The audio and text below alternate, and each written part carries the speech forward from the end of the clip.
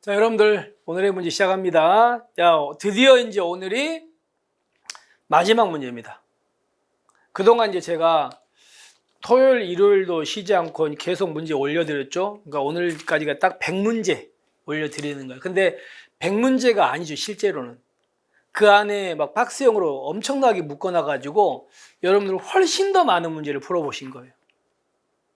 됐죠? 그러니까 여러분들한테 분명히 일일 일제가 여러분한테 분명히 도움이 될 겁니다. 충분히 될 거니까 마지막까지 꼭 듣고 거기 시험장 들어가시기 바랍니다. 그럼 이제 마지막 문제 풉시다. 이제 마지막 감찰 규칙입니다. 감찰 규칙인데 첫 번째 갈게요. 경찰기관장 감찰관이 결격 사유당하는 것으로 밝혀졌을 경우하고 이제 감찰관이 될 수 없는 사유가 있거든요. 이런 경우 빼고는 몇 년 이내? 2년 이내. 2년 이내 본인의 의사에 반하여 전부하면 안 됩니다. 그러니까 일단 조심할 게 감찰관은 일단 감찰관으로 이제 임명되면 그 사람은 최소한 1년은 근무해야 돼요.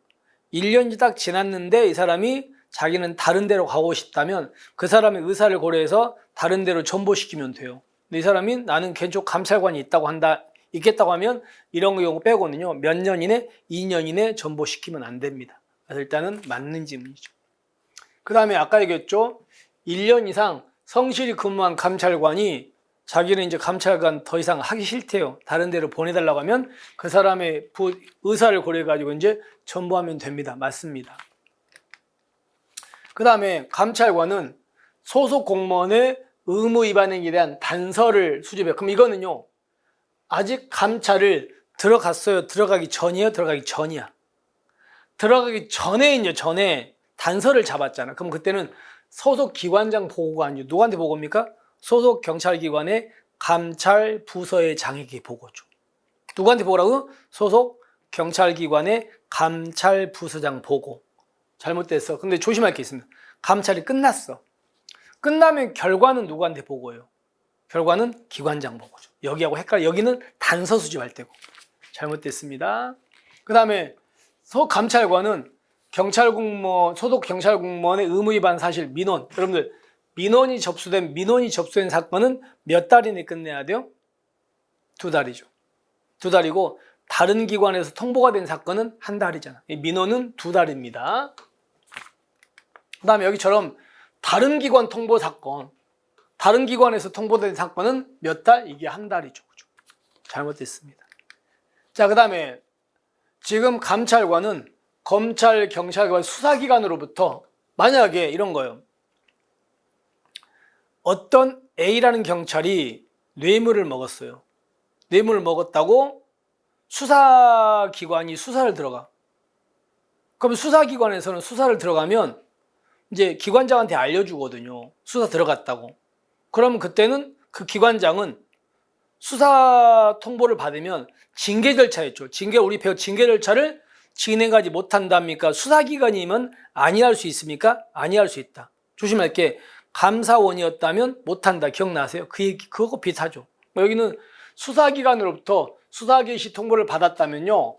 징계 의결 요구되기 절차를 진행하지 못한다. 수사기관이니까 아니할 수 있다. 아니할 수 있다. 못한다가 아닙니다.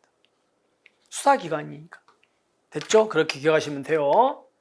그 다음에 감찰관은 감찰 조사를 위해서 의무 위반에 관련된 경찰 공무원한테 출석 요구하겠죠. 나오세요. 출석 요구서는 조사하기 며칠 전까지? 3일 전까지죠. 3일 전까지 출석 요구합니다. 근데 문제는 사안이 급박한 경우 또는 조사 대상 요청하면 즉시 조사에 들어갈 수도 있습니다. 조심할 게 또 하나가 3일 전까지 출석 요구서를 보낼 수도 있고 말로도 가능합니다. 말로도 가능하다는 것까지 좀 조심하시면 좋을 것 같아요. 자, 이렇게 해가지고 시험까지 끝냈어요. 이제 정리해 봅시다. 자, 디귿은요. 감찰관 소속 공무원의 의무 위반에 관한 단서를 수집한 경우는 소속 기관장이 아니고 소속 기관의 감찰부서장. 그 다음에 민원 접수하면 2개월. 다른 기관 통보 사건은 1개월. 그리고 수사 개시 통보받으면 진행하지 아니할 수 있다. 그리고 3일 전까지. 아시겠죠? 이렇게 해가지고 하나가 2개, 위에 2개 맞고 나머지 5개가 틀렸죠. 됐습니까? 자, 이렇게 해서 이제 우리가 일일일제 100문제를 오늘로 이제 마무리합니다. 여러분 이제 내일이 시험이죠. 여러분이 분명히 일일일제를 충분히 공부하시고 듣고 여기 여러분을 만들었다면 여러분들은 진짜 도움 많이 받으실 거거든요. 그러니까 이제 지금 상황에서는 여러분들이 시험이 이제 얼마 남지도 않았으니까 지금 상황에서는 그냥 계속 보던 거 보시고 하시면 돼요. 특히나 경찰학 같은 경우는 조금 마지막 시험 보기 바로 하루 전에 좀 한번 책을 내 친구든 뭐든 간에 한번 보고 가면 좀 좋을 것 같아요. 그래서 내 친구가 있으신 분들은 내 친구를 보시면 되고, 기본서로 공부하시는 분들은 그 마무리 특강 자료 있죠. 마무리 특강 자료라든가 이런 것들 있잖아요. 그런 것들을 한번 쭉 훑고 가시면 좋을 것 같습니다. 그리고 내일 시험장 가실 때는 두꺼운 책 갖고 가지 마시고요. 얇은 거 있죠. 얇은 거 그냥 볼 수 있는 거 이런 거 그냥 딱 가져가셔가지고 쭉 한번 훑어보시고 시험을 들어가시면 좋을 것 같아요. 됐죠?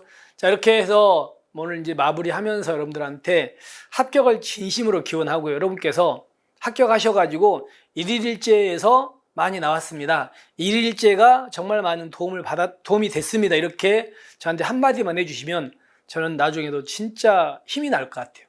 그래서 더 열심히 할 것 같습니다. 그래서 꼭 여러분들 일일일제가 여러분에게 도움이 되기를 바라면서 수업을 마칠게요. 여러분 합격을 진심으로 기원하겠습니다. 수고하셨습니다.